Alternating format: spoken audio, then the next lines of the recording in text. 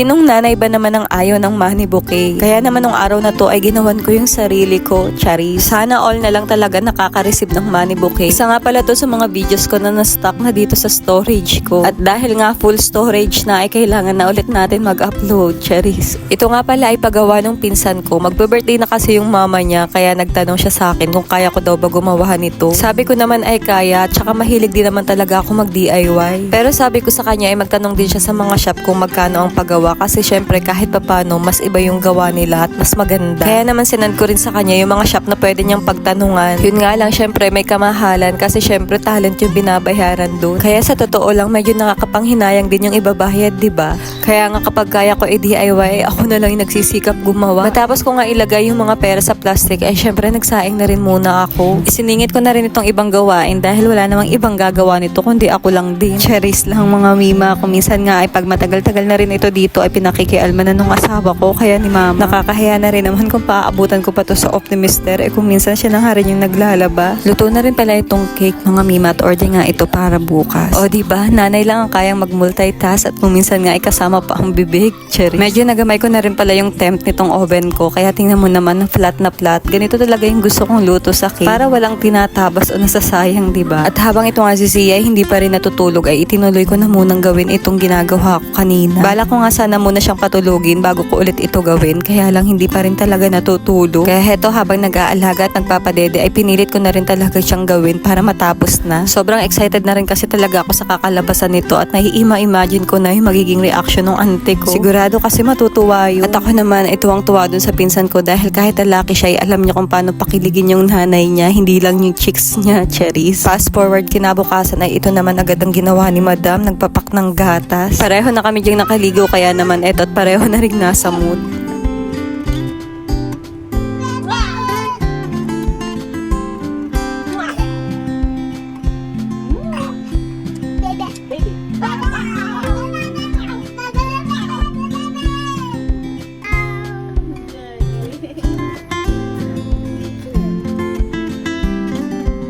Gabi ko na rin ulit nagawa itong money bouquet dahil kahit papano nga kapag ganitong oras ay pumupunta dito sila mama at nalilibang si Sia. Pautay-utay ko lang rin talaga siya nagagawa dahil nga medyo maligalig itong si madam. Ang liit na tao lang pero pag nag-enarte ay nako hindi kaya. Oh, ito nga sinumpong na naman. Buti na lang tapos na ako sa ginagawa ko.